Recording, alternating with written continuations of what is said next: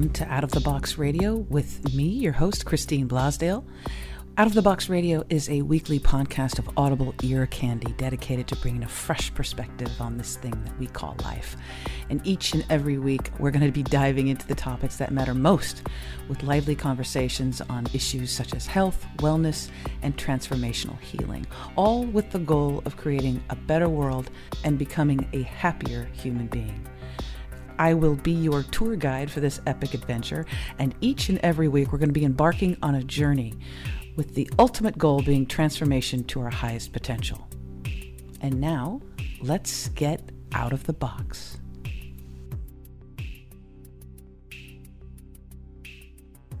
Hello, everyone, and welcome back to Out of the Box Radio. I'm really glad that you tuned in today because we have an incredible guest. MATT Brauning is a master trainer of NLP and has spoken and taught all over the world subjects of leadership, communication, and presentation skills. He's also developed some incredibly powerful programs intended to help improve one's health, reduce stress, stop smoking, and to lose weight. And if that wasn't enough, he's also created some of the most creative prosperity and manifestation programs available today. Mentored by Anthony Robbins, Matt consults with Fortune 100 companies on leadership, and some of the companies include U.S. Bank, the YMCA, New York Life, USC, Go Trojans, Keller Williams Real Estate, and many more. And today, he's going to be telling us all about NLP, along with how we can actually start achieving our heart's desire starting today. So, without further ado, I want to welcome to the program MATT Brauning. Matt, welcome to Out of the Box Radio. Hey, thank you, Christine. So good to be here. So good to be out of the box with you. So good to be out of the box. Well, and being out of the box, this conversation today, we're just gonna free flow and see where it leads. But in the introduction, and I know people are scratching their heads. They're going, NLP, what is that? NLP, it sounds like, FBI, CIA, ABC. For our listeners to get a better understanding, NLP, please do explain. It's neuro-linguistic programming, correct? Yeah, that's correct. Neuro-linguistic programming. It's kind of a methodology that is almost like psychology, but also almost like science. It's a fascinating study. We can get into that a little bit. It's been around for about 45 years, and I've been studying it for the last 15 and learned quite a bit from Anthony Robbins originally, the guy with the big head and the big teeth and huge hands. Just a tremendous human being, but he really advanced the field of NLP. What we're working on is simply just the science of achievement and studying the psychology of excellence. And I know it kind of sounds almost like a canned sentence, but if you really listen to it, it's the science of achievement, the patterns that are behind people that achieve the things they want to achieve. And whether it's achievement in the areas of spirituality or in business or in sports or parenting, whatever it is, with NLP, we really start looking at the models of what works and breaking down the patterns behind it. It's one of the most fascinating subjects I've ever gotten into. Hence, I've been wrapped by it for the last 15 years. And haven't really done anything else but that. So is it the language in which you use when you're dealing with clients and speaking to large crowds? I know you have amazing gatherings. Is it the conscious use of your language and the intention behind it? That's so good. So it's a big part of it. The best way I found to describe it, Christine, is like, if NLP was a tree, the branches, one of them would be communication and language patterns, but one of them would be like internal mental and emotional process. Okay, right. The funny thing, there's actually patterns behind like our physiology, how we move our bodies when we feel different feelings. So if you can look at the patterns of, say, just happy people, believe it or not, you could actually model the patterns of happiness and teach that to someone, and you're more likely to be able to achieve that. So it's about state management. There's parts of NLP that really it all comes down to modeling the patterns of success. So, in the last couple of decades, we've been applying NLP to sales, looking at the patterns of successful salespeople and finding out what are their habits, what are their thought patterns, what are their values, what's important to them, and how do they achieve that. And what I believe is this. If you can study the patterns of the top 1% most successful people in an industry or in an area of interest for you, and you can model those patterns, you may not get the exact same result. Let's be fair. But all things being equal, you have a huge edge to duplicate the result in a fraction of the time. You know, I interviewed once a world-renowned neuropsychologist who did a study, a very in-depth study on centenarians, and it's not like a unicorn. It's people who live beyond or 100 years or older, and not just like live like, barely get by, but thrive. Yeah. And one of the things, and did a worldwide study and studied the belief patterns and what they did, what they actually did. And he found a correlation. He found that people that were able to live to 100 or more had certain things that they did in life that it was a common trait. These were common traits that they had, be it they looked at the, glass as half full, not half empty, let things flow, really didn't worry that much about what they were eating or drinking, but enjoyed it. Interesting. And they had just a different outlook on life, and also were not, many of them had faith. They did have faith, but they didn't have a belief in a God that was a fearful God, or an angry God, or things like that. It was very interesting. So cool. And I mean, that's exactly literally what we're talking about is being able to look at what the patterns are. Now, here's the cool thing, that the difference of what NLP has brought to the world, this neuro-linguistic programming. By the way, I should probably say it's called neuro-linguistic programming. Neuro for the mind, right? The brain. Linguistic is a fancy word for language. And programming is really about, we believe that there's unconscious programs that we're running, and they're only unconscious because we're literally not conscious of them. Things like, for example, have you ever known someone who, like, they walk into a room and one person, the first thing they'll recognize is something that changed, something that's not the same, or something that's mismatched, right? Like, or when I wrote my first book, I gave it to my dad, and I gave it to my mom, my dad, right? My mom went, "Oh my gosh, it's so beautiful. Oh, congratulations." And mind you, both my parents are supportive. But when my mom saw it, she just saw, wow, how great. And later on, if she kept reading it, eventually she saw something on the back cover that was like a misuse of a word. She goes, "Oh, did you notice this?" So she noticed all the good and all the same of what she was expecting first. And then she noticed a mismatch. My dad, he picked it up and started flipping through it. And the very first thing he said is, "Oh, wow, great book. Now, did you notice that you missed a punctuation here?" Yeah. And I love my dad, but that's a program that he runs that he's not aware of. He walks into a room and his brain finds the first thing that is missing or is wrong or out of place. And this is the important thing. It's not because he's a negative person or a positive person, right? He's a very happy person, but it's like he's almost programmed to find that. So what's interesting is you put someone like that into a copy editing, right, proofreading kind of job, and they Definitely. thrive. Oh, an editor he'd be great. I'm telling you, I'm terrible at that because I see all the things that are working first. I have that kind of entrepreneur brain.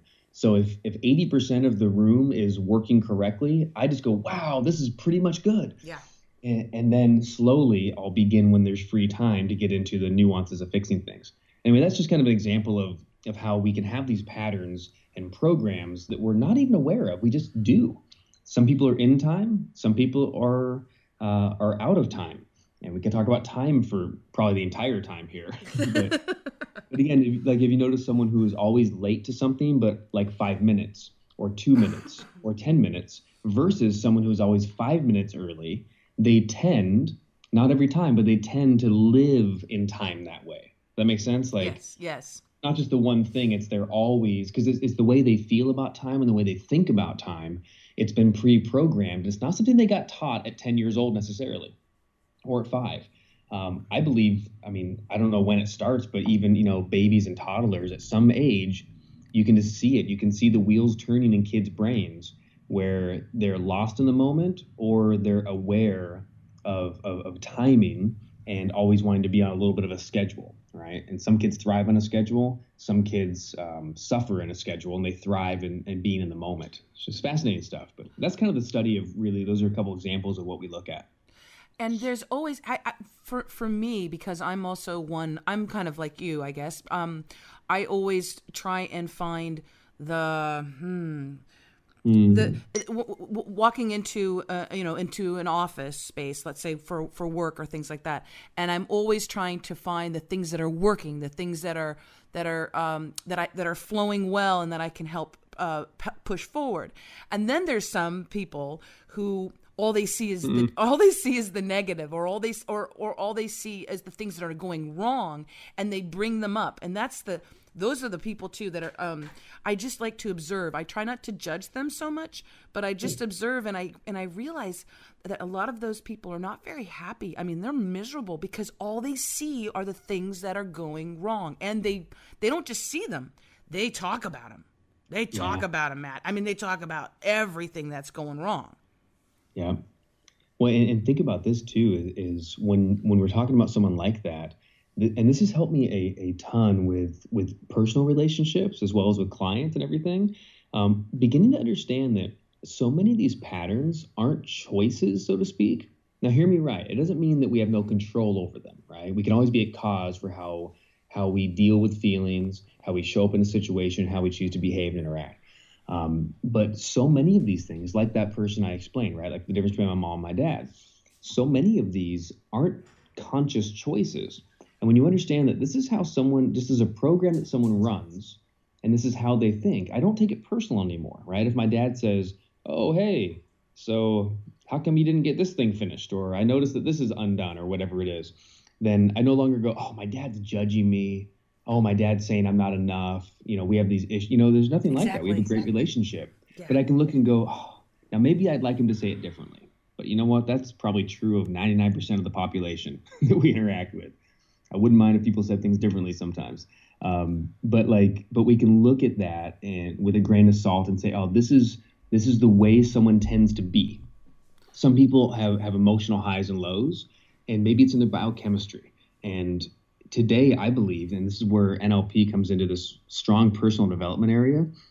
See, I don't believe it's time to, and hear me correctly. I want to be careful about this. Make sure you talk to your doctor before you take. I'm not giving any advice, but I personally don't believe that it's always time to just medicate someone from having highs and lows to just being equal. I think we found that that doesn't work, right? A high percentage of people who are on antidepressants report that they're still depressed. And lithium and Adderall and all these different things that we've been learning to do don't really fix things. You're talking about numbing the symptom. They numb them, right? Yeah, and even worse than just numbing a symptom, they're taking someone's natural abilities, right? And they're burying them and trying to make even keel. The truth is, someone who has a high and a low, as much as they don't enjoy the lows, there's power in that sometimes. And as long as it's monitored well, or it's led well, right? And there's a positivity to life.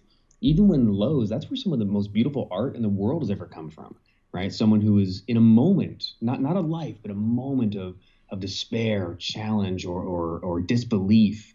The moment where I just feel so hurt from a relationship that I need to write about it or paint about it or something. Now, that's not me. I respect the heck out of artists that can do that sort of thing. It's amazing. But those same people, when they notice that it's a cycle rather than a static thing, now they have a chance to enjoy the low for what it is and know it's going to change and feel positive about it. And then you can jump into the high and really enjoy that too, and realize that life is about cycles, life is about changes. It's not about achieving the dream of being happy one day. Right. Any science shows that at all. Right. It's about the hills and the valleys, and you're so correct. I love how you put that, because we are as a society too always kind of taught smile, it's not that bad, or things like that. But sometimes there is such beauty when you are able to tap into that sorrow. When you do lose someone, I'm a painter. I paint just as a hobby, or therapy, whatever. I paint, and some of my best work, some of the most amazing pieces that I have done have been done when I've been incredibly sad or reflective of my life. And you're correct. It's Absolutely. We need to be able to tap into that. Now, my question for you is, and this might tie in with NLP or neuro-linguistic programming, the neural pathways that have been sort of burned into the, into the brain, how we handle stress, if we do a knee-jerk reaction, or if we are able to be empathic, if we're able to see ourselves in another, let's say you're driving on the freeway. I'm from Los Angeles originally, so the freeways are always packed. And sometimes, people aren't paying attention. They cut in front of you. Maybe they knew exactly what they were doing and they cut in front of you. Now, some people would take that as a personal affront and they would be, angry, and they would yell in the car and they would honk their horn. And then other people, like myself, I personally just let them go, and I realized that they're doing something else. I'm not in a rush. Everything's cool. Now, those neural pathways, as far as reaction is concerned, as far as habits are concerned, as far as our emotional response to stress, to change, they have been laid down and are pretty strong. Does neuro-linguistic programming help change those very strong built channels into that are laid down, are how we respond? 100%. Wow.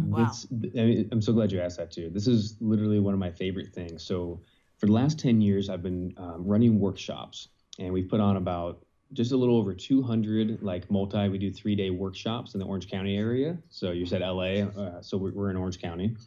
And during the workshops, we have workshops on NLP and business for entrepreneurs, some on public speaking and how to communicate effectively. And then one of my favorites is, of course, NLP and personal development, and we work a lot on these patterns. Think of it like this. So the neural pathways, our brains are intense, right, to say the least.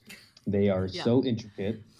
The worst metaphor, it's still the best, but also terrible, is thinking of it like a supercomputer, because it's not like a supercomputer at all. Computers have programs, but they don't have options.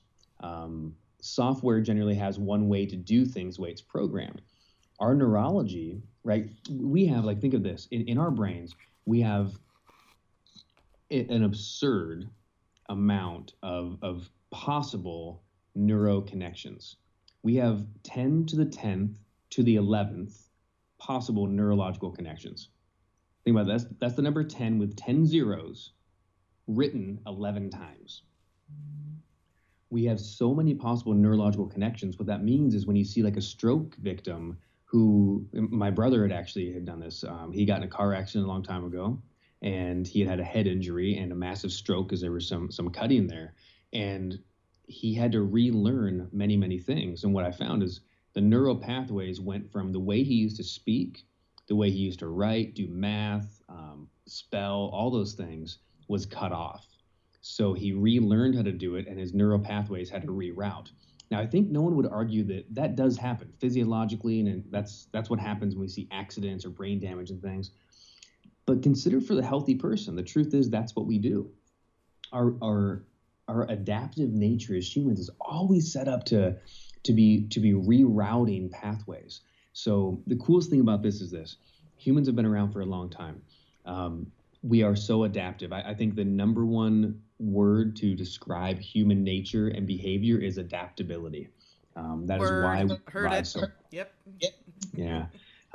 More than anything else, it's adaptive. In fact, if you look at all of human nature, all of human history, I teach a whole subject in one of the workshops about value systems and how they operate in the world. The interesting thing is, when you look at the world, some people say we're moving towards or away from a utopia, right? Like if we just continue doing the right things and finally everybody agrees and the right president's in office and the right this happens and the right that happens, then the world will be right. Or, hey, we have the wrong president in the office. We have this happening, that happening, whatever you believe, and that means the world is going wrong. Human history doesn't show us that. The data of human history shows that every time society gets to a certain point of evolution, of changing, there becomes a new set of problems. And then we must adapt as individuals and as a society to solve that new set of problems, right? And when the aliens come and it's Independence Day, that's going to be a whole new set of problems, and we got to adapt again and have a whole new set of solutions. I'm only kidding. I don't believe in the aliens, just so we're clear. But some of your listeners are going to be like, "Oh my gosh, finally, I'm going to email them." I knew it. Gosh darn it. But so it really is about adaptability. So at any rate, to answer that question, when you look at the neural pathways, I like to think of it like a CD. I don't know if anyone remembers back in the old days, we had these things called compact discs. They were yes, I remember. Right, you remember? Oh my goodness. And I love saying that because someone always, I had records. I did too. But way before we had all the MP3 players and digital stuff, we had compact discs. And what made a compact disc or a CD work was a laser engraving. So what happened is a laser would engrave a certain pattern on the CD. And before we had re-recordable discs, they would engrave a permanent pattern. And so many of us walk around every day with a permanent pattern in us. Someone said, I've been smoking for 42 years and there's no way I can quit. I remember I helped one woman. She was 65 years old and she had been addicted to like drinking Coca-Cola. And I'm talking like addicted, like, at this point she was having 1 or 2 liters a day since she was 5 years old. So this was a 60-year just nonstop. Wow. When she found soda at 5, she never stopped. And it's been kind of the bane of her existence. She'd been warned by doctors, warned about diabetes, all sorts of things, but she just kept on drinking it. So when I talk with this lady, I'll call her Jane because all my female clients are named Jane for her sake. When I talked to her, I said, well, what would it take to change this? And she said, I can't. It's permanent. I've been doing this my entire life. So we have to remind people sometimes that our patterns are never permanent. There's no permanent part of us. We're always changing. So it's just like that CD. So what would happen if you took the CD and you scratched it, like with a push pin, you scratched it across once? It would skip, right? You'd have a trouble accessing the pattern, but it could still do it. But if you took a push pin, you scratched it back and forth over and over and over and over again, what would happen to the CD, right? It would never play again. And our neurological patterns are just like that. So there's several different techniques we'll use in NLP. Like one of them is called the fast phobia model. And that's something I've used. I've helped people get rid of, literally hundreds of different phobias, lifelong phobias of everything you can imagine, from reptiles to bugs to cockroaches to turkeys to pigeons to needles to heights to deep water, ladders, escalators, stairs, elevators, pretty much anything you can imagine. I've worked on that. And it's fascinating because, Christine, it takes like 15 minutes and no one tells us that that's possible. Like you might be listening right now thinking that's impossible. Well, come test me. Like it works. I've done it hundreds of times and it never doesn't work because the premise is so simple. A phobia is a great example of a pattern. It's a pattern that when you're 3 years old, let's say, or 5 years old, because no one's born with a phobia, but maybe you're 5 years old and your brother or sister threw a snake on you or a rubber snake or something. They freaked out. And from that moment forward, they had this snake phobia. And a phobia is this pattern of protection. I call it a phobic response of the neurosystem. So you're just having this response, a conditioned response before you can think, you feel, and you have a reaction. So what would happen if we went into that memory, that experience, and we began to scratch the record, scratch the CD, and over again within about 10, 15 minutes, what happens is the memory that triggers the entire reaction is not accessible. And if you can think about it, it doesn't give anywhere near the same experience inside the unconscious mind. And then all of a sudden, people routinely either they look confused when I say, how about, what if you looked at a snake right now? And I do crazy things at the workshops. I'll have the crew go back and get a live cockroach or I usually don't do a live snake, but, I'll have a rubber snake come out. Or if I had someone a few months ago who was claustrophobic and she'd been locked in a closet as a little kid and just for 40 years scared of that and could, cry. She cried on stage at the thought of having to test it out. 10 minutes later, I said, you want to test this out? And she kind of laughed and was like, what's the big deal? I was like, what do you mean, what's the big deal? And everyone's gasping, And we walked back. We were in a seminar room in a hotel in Orange County, and we walked all the way back where they had these tiny little closets where they stored the tables when no one's using the room. And I said, do you want to get into it? She's like, sure. I give her a microphone. She goes into it.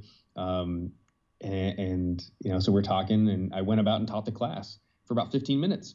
And I checked in on her. I said, "How you doing?" And all of a sudden a voice comes over the speakers, a little giggle, and she's like, "Good, I'm doing fine." And so at any rate, that's kind of a long answer for it. But those patterns are so tremendously easy to change when you know what to look for and you know what the pattern is, right? It's so easy. We change things all the time. So I know I'm going on and on. I'm sure there's probably more in your mind. No, I love this because we're told, like, okay, let's because this brings it right back to the listener. So many people are dealing with habits. So be it with food, be it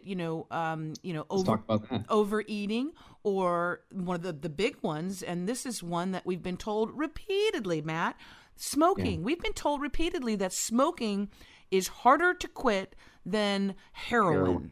Okay. Now, for anybody, for anybody who's even thinking about now, and I know some people who are like and it's rare because maybe because the pleasure centers are really stimulated that they want to smoke all the time, but it's rare that people can just have a cigarette once in a blue moon and say I'm satisfied. But for people who do want to quit, because they want to feel better, they want to have energy, they want to be around for a long time.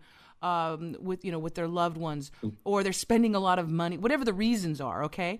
But people have been told repeatedly, and there's that neural pathway, right?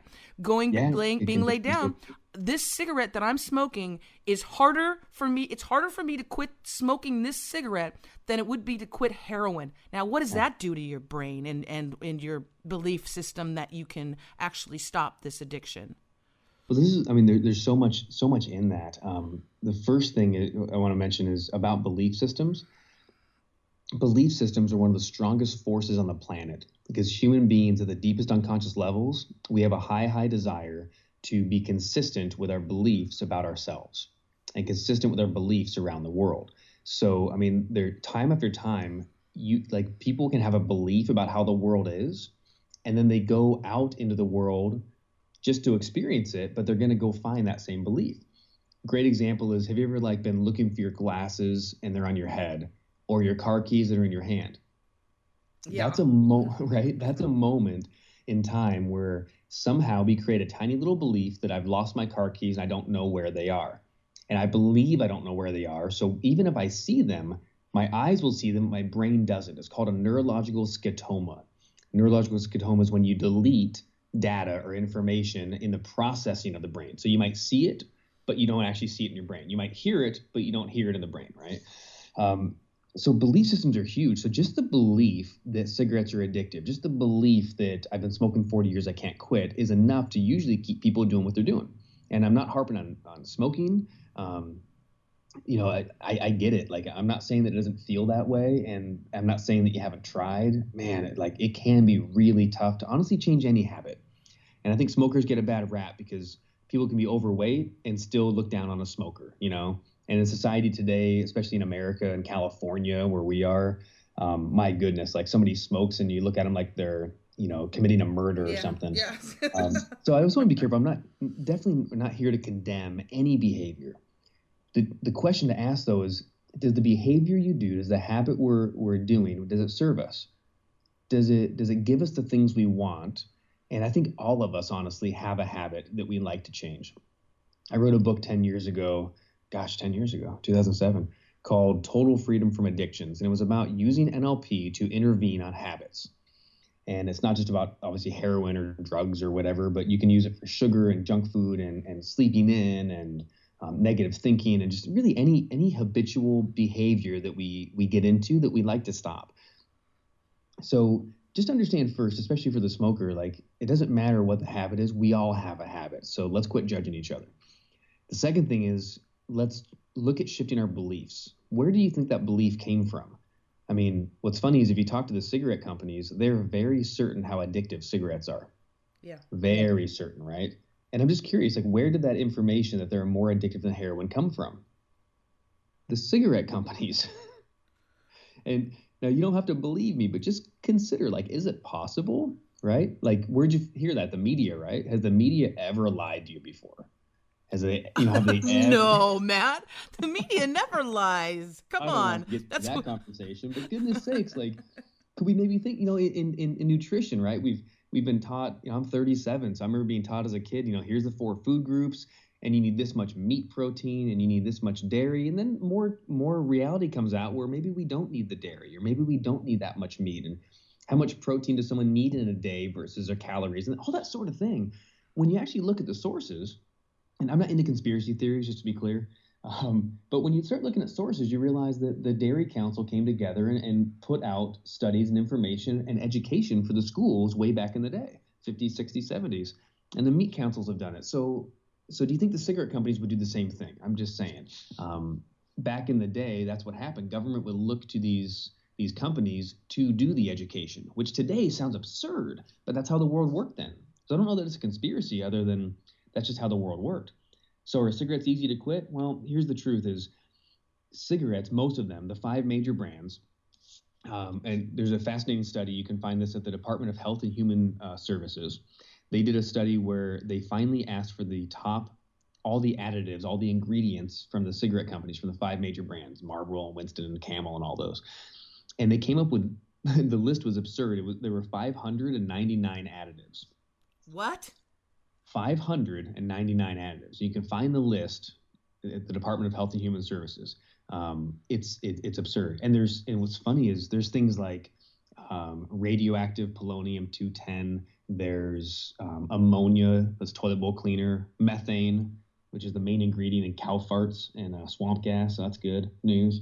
Wow. And there's all sorts of things. And there's dozens of sugar sources. So depending on the cigarette that someone smokes, it actually contains between 8 to 18% sugar. And one of the biggest reasons why people get so-called withdrawals is not actually the nicotine, believe it or not. I know it's hard because we've been trained that that's what it is, but it's not the nicotine that does the withdrawal. It's actually sugar, because most smokers smoke periodically, right? Every 20 minutes, 40 minutes, every hour, whatever it is. So every so often they're getting a quick, small little sugar hit. Oh my God, they're addicted to the sugar. Isn't that interesting, right? So often enough, cigarette smokers are actually addicted to the sugar in the cigarettes, not the nicotine. So it's not about the nicotine patch. That's a belief system most often. And again, I'm sorry if someone's listening and they're upset about that, just try it out. It's crazy. Why do you think people, when they quit smoking, so often go to junk food? It's not necessarily about the habit. It's about that sugar hit. So what if you said, hey, you know what? I know I'm probably going to need some sugar hits throughout the day. Why don't I get some gum, or why don't I get, some apples or some fresh fruit or something, and just have a little bit of snacks? If you took 3 apple slices every couple hours, it's insane. Someone can go through the entire workday, and you don't need hypnosis and sessions and therapy and all these things. You don't need patches. You could literally just eat some apple slices and be fine. Wow. Now, so I probably was a lot of stuff, but those are just a little window into it's about shifting belief system, right? It's about experimenting and trying something different. It's about saying, what if it's not this way? What if it doesn't have to be the way that I've been learning this whole time? That's our approach in NLP to business, to health, to personal relationship, and really any area you're looking to improve. You just hit on something so important, and this is I just got goosebumps. That's Love it. Goosebumps are good, and it's like full body goosebumps. So what I just picked up on too is the way that you were approaching, or the way that when you're guiding your clients and speaking with the groups that you do, not only with smoking or weight loss, but you had mentioned also how we approach relationships, Yes. business, our jobs, our careers. It's that it does not have to be difficult. It does not have to be a torturous, painful thing. And also that we can change. So let's just take one of those chunks. Let's just go, I love love. We have Valentine's Day coming up.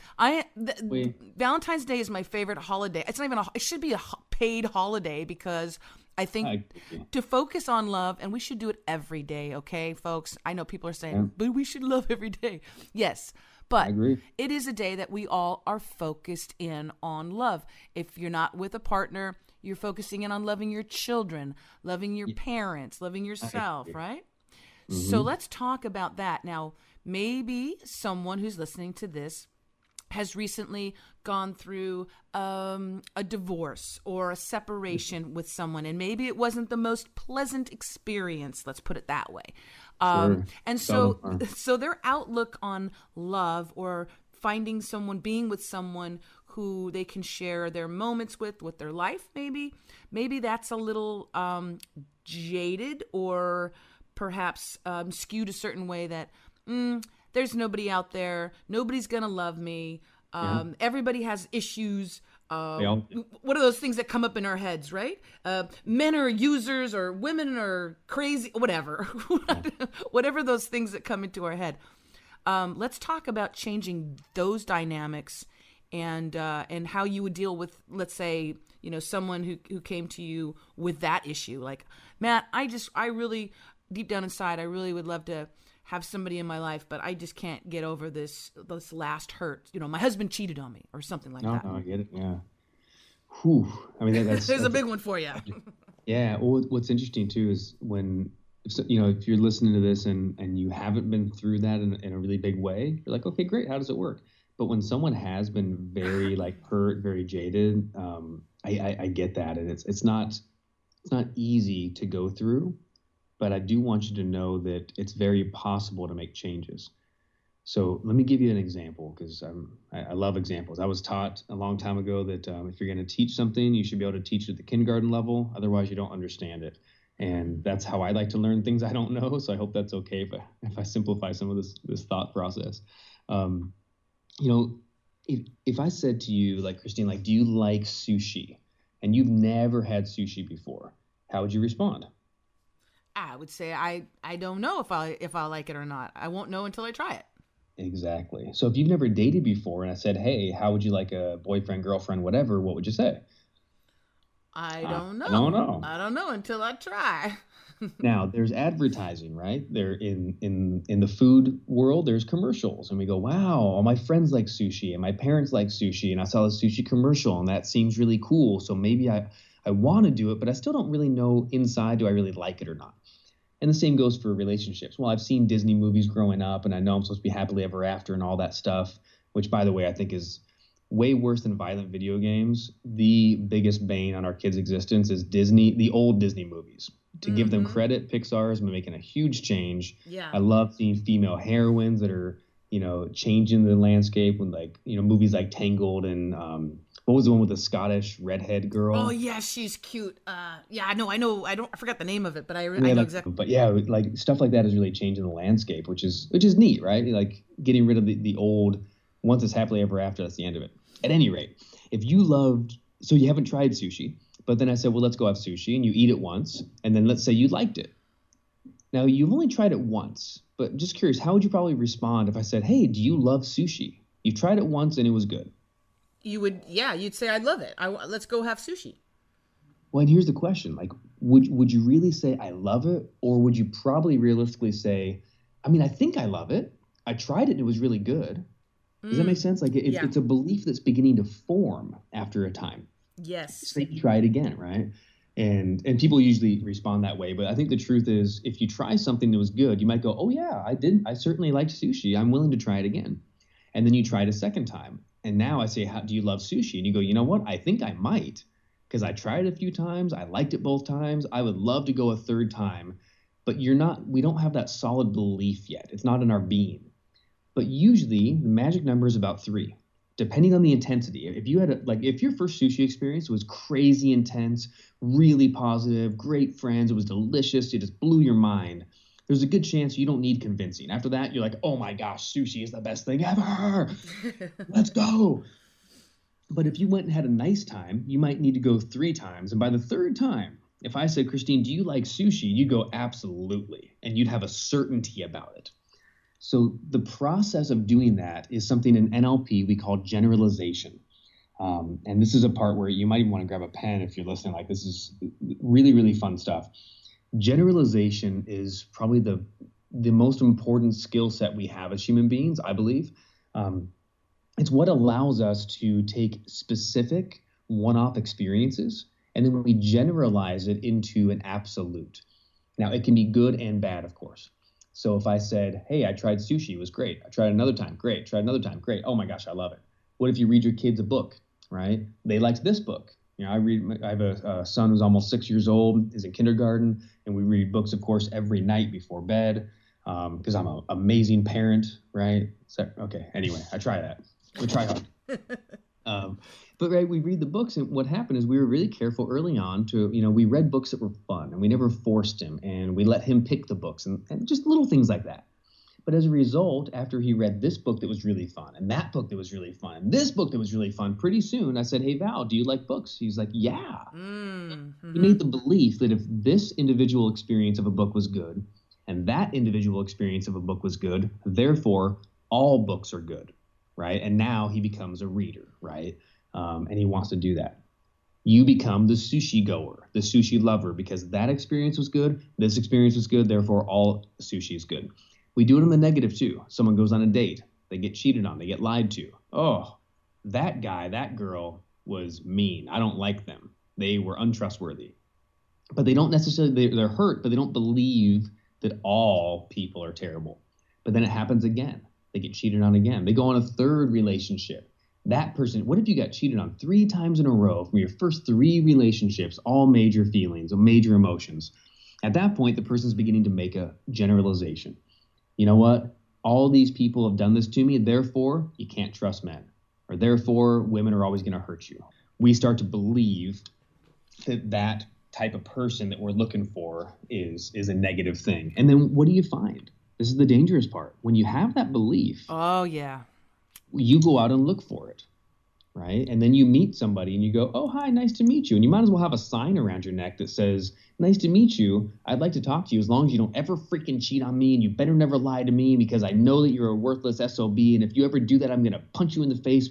But, if that's not the case, let's have some fun together. Maybe we can get to know each other. And after about 10 or 15 years, I'll finally let you into the deepest recesses of my soul. What do you think? And it's like, if you're carrying that sign around your neck, who's going to go on the date with that person?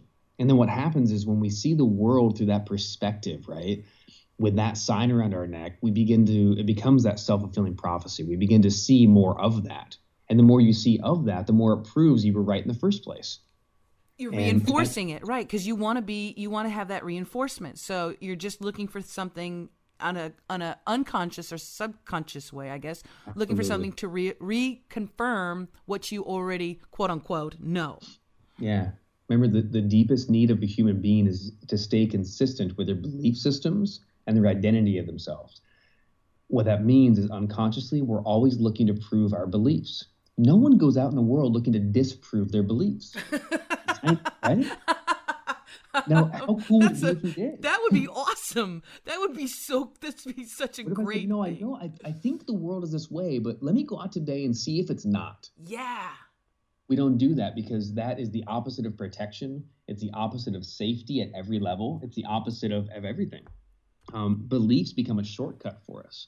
The shortcut that allows us, again, this is something we do during our 3-day workshops. We actually look at what your unconscious beliefs are, how to shift and change those. But sometimes discovering them is the hardest thing. What I always say is beliefs can oftentimes disguise themselves as reality. Oh, bingo. Thank you. Hello. Yes. We just say, oh, that's just how it is. That's just how it is. Exactly. But the truth is that's not how it is. That's just how it seems. Spud Webb wasn't supposed to do it. He can't slam dunk. He's only 5'5". And he'd say, well, I want to be a slam dunk champion. They go, well, that's great. But the reality is you're 5'5". The reality is, now there's a difference between the reality and a belief. The reality for a guy and not everyone's heard of him, so I'll tell you about him. But the reality for Spud Webb, truthfully, was he was 5'5". But he believed the reality was, or other people believed the reality was he was too short to win. But then he proved them wrong because the too short to win was a belief. The reality was 5'5", and he actually won the slam dunk championship. And he beat out all the guys that were 2 feet taller than him and then some. Wow. So if that makes sense, the 5'5" is the reality. The too short to dunk is the limiting belief. And so often we confuse those and we say, hey, you don't understand. I'm too short to dunk. That's just reality. Look at me. I'm short. Hey, you don't understand. I don't have enough money to start my own business. That's just reality. Well, no, the reality is I have X amount of dollars in my bank account. The truth, the belief is that I don't have enough to start. But the interesting thing is when we get out of of looking for resources and we begin to understand how resourceful we can be, we can always find a way and make a way when it's important enough. Like the ultimate resource is resourcefulness. Oh, Matt, you're preaching to the yes. Come on. Come on, if I get an amen Preach it, here, baby. Come because on. because this is something, and this parlays into the next question that I had, or topic that we can talk about. So many people are in jobs that they really don't. They're miserable. They go to the office. They're stuck in traffic. They get there. They don't like what they're doing. They're pushing papers here and there. They're interacting with people that they really are not. Their passion is put away so that they can, hey, Matt, I got to pay the mortgage, Matt. Hey, Matt, I got to make sure that my kids have food to eat. So I have to sacrifice myself and make sure, this is the recording, I need to make sure that my children are, and I could pay all of the bills. And that's just how it is. You have to put your big boy pants on, and sometimes you just got to do what you don't want to do, but just to be responsible. Yeah, now, man, get it. Now, there is still that little voice inside of us who says, gosh, wouldn't it be wonderful if I had my own business? And then there's that what you were talking about, that quote unquote reality, which is not the reality, really real reality. Well, I need startup capital. I need a lot of this. I need more time. I need help. That's not necessarily true, is it? Well, they're all beliefs, and again, everyone, like, please hear me right. Those beliefs do feel real, and they very well, like, there's something to deal with, right? Like Spud Webb had to deal with the fact that he was short, right? But again, be careful. Don't confuse the I'm too short to dunk with the I'm 5'5". See, Spud Webb said, I'm 5'5", that's reality. So what I need to do is figure out how can a short guy slam dunk better than a tall guy. I need to figure this out. And he got resourceful and changed his approach. He dunked an entirely different way. He jumped an entirely different way. So we need to do the same thing. Don't confuse a reality of I have $500 in my bank with I don't have enough money to start my business. Right? When we look at reality rather than a belief, I can say, hey, I only have $5 in my bank. So now I need to figure out how can I get resourceful enough to start my business with little capital. And what's funny is when you take that approach, we begin to find more solutions. And you realize I could borrow here, or I could do this thing myself and save money there. There's different industries, right? Maybe you don't have to start a restaurant with $150,000, reno budget. Maybe, like in our space right now, man, media, information age, the expert industry, there is so much opportunity for someone who has experience in something. I'm telling you, like, I work with people all the time who are, let's say someone's a plumber. I go, man, do you realize you don't have to just plumb for the rest of your life? If you're successful at it, you could create a system for plumbers around this. You could do a home study. You could learn how to speak and teach and inspire people. You could, right? I mean, you could go to conferences and speak and actually get paid for that. You could hold like a business workshop about how to develop a service business. You right? could write a From book. Your 20 years experience. You could write a how-to book. You can start a podcast, right? For service professional guys who just, I mean, you know what I mean? There's so many different ways to get into this. And there's things where you could sell directly, or you could do what a lot of people do. They build a podcast or a video channel and build up enough subscribers. All of a sudden, they're just guys driving home from work that are all plumbers, and they want to listen to your plumbing podcast because you tell it how it is. And all of a sudden you have so many people, you go, wait, I could have an advertiser, and you could do a commercial in the middle of it, get paid for that. So my point of that is this isn't business advice, but there's so many ways and so many resources out there to figure out and do the thing we want to do. We didn't even get into any of like kind of what I did, but real briefly, and I was in the real estate business, and I got to the point where I was just drowning in not liking it anymore. I was over it, and I did really well. I was doing about $500,000 a year, and I bought and sold 10 homes by the time I was 25. I was a self-made millionaire. I had two more than $1 million homes in Orange County, and plus a bunch of other things. And I got to this point where I was successful, but I just hated it because all I was doing was just working for money. And I made the mistake, and I went to a workshop and I saw Tony Robbins live. And man, Tony changed my life because I watched him get paid very well, but mostly what he did first is he served. He went and found an audience to serve. He changed people's lives. He was coaching and helping people break patterns.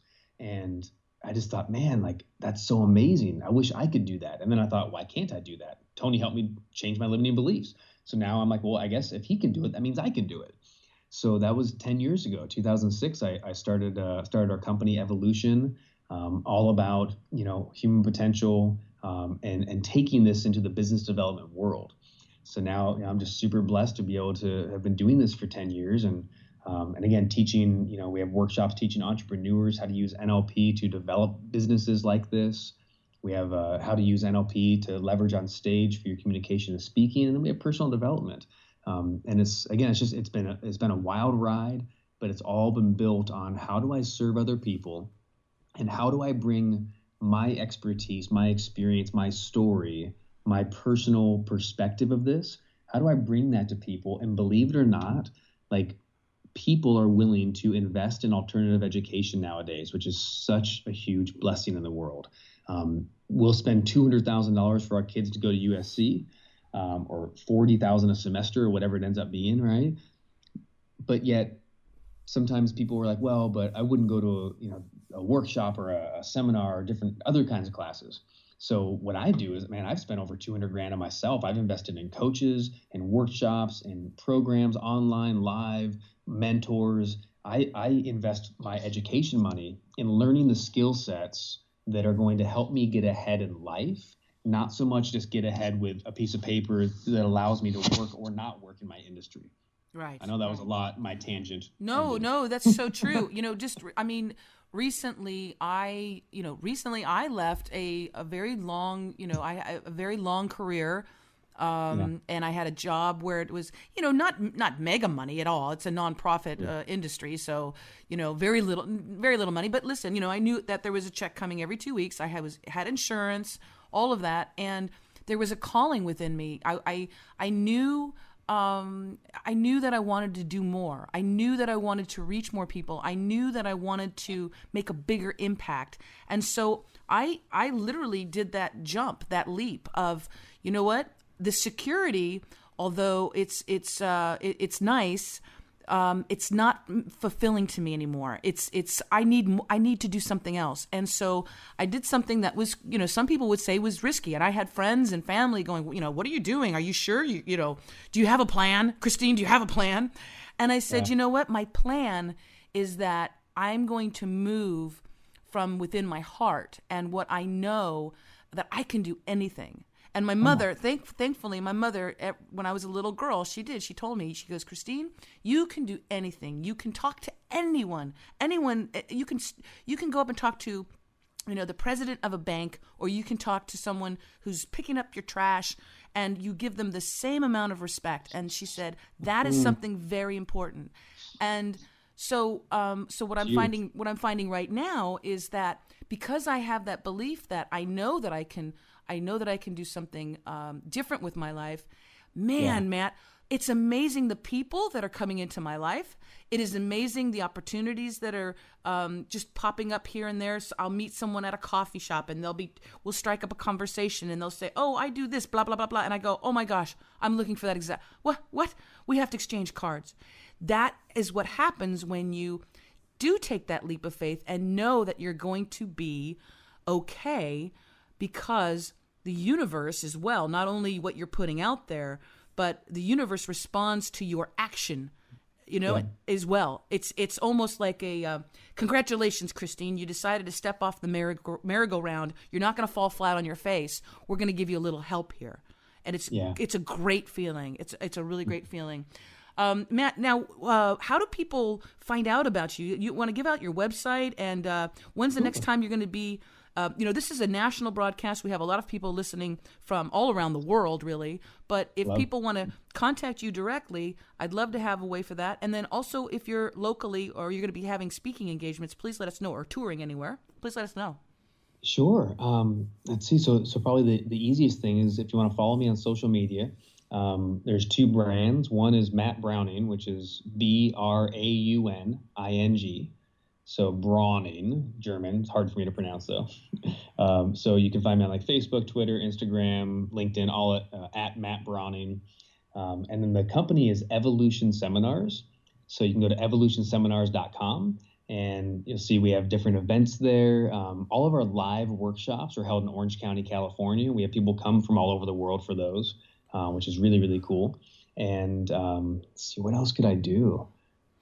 I mean, that's pretty much it. You head to the website for that. And also, if someone what I'm picking up right now too, or that when people are listening, if they do have a company, if they're a manager or they are a CEO, if they own a company and they would like to have you, because let me tell you, if I did have employees, if I had people working that I was working with or that were working for me, I would love to have them just take a listen to you for even an hour or two, and the productivity, the health and wellness of my staff and the people that work for me, for the company, with me, would be improved so much. So you do that as well? People can contact you for those, for corporate seminars as well? Sure. Yeah, I love that. And it's funny, actually, what we do is Evolution Seminars does our personal development and entrepreneur training. And then for the Matt Browning brand is for me, I go in and we have 3 legs, do corporate consulting, all on leadership, on public speaking and training, and even, again, on personal development for the employees and whatnot.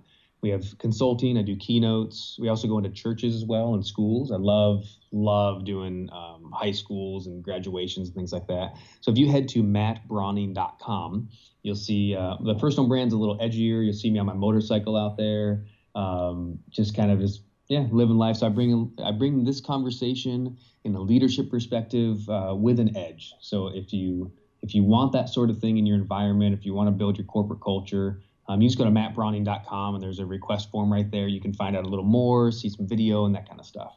Wonderful, wonderful. Matt Browning, I want to thank you so very much for being on Out of the Box radio today. You are definitely out of the box and helping a lot of people. Yeah, it's a really rewarding thing that you do. And one of the beautiful things about producing Out of the Box radio is that I get to bring people such as yourselves to our listeners, so they have a different way of thinking about their lives and their health and their relationships. So thank you so much from the bottom of my heart. I really appreciate it. Absolutely. Thank you, Christine. I had a great time. And I'm going to have you back. If anytime you want to come back to, you just let me know. Oh my gosh. I'd love to do, Matt, we could talk about a lot of stuff. So. I think we barely scratched the surface. I know. So anytime you need a guest, you just let me know. I'm happy to come back. I will. And listeners, I want to thank you so very much for joining us this week. Remember to tune in next week for another episode of Out of the Box Radio. And if you want to make sure that you never miss a program, you can subscribe to this podcast. You can subscribe on YouTube. You can also subscribe on iTunes, iHeartRadio, Stitcher, Spreaker, and anywhere there's a podcast download program, you can access this show. Until next time, I want to remind you to always think outside of the box. Bye for now.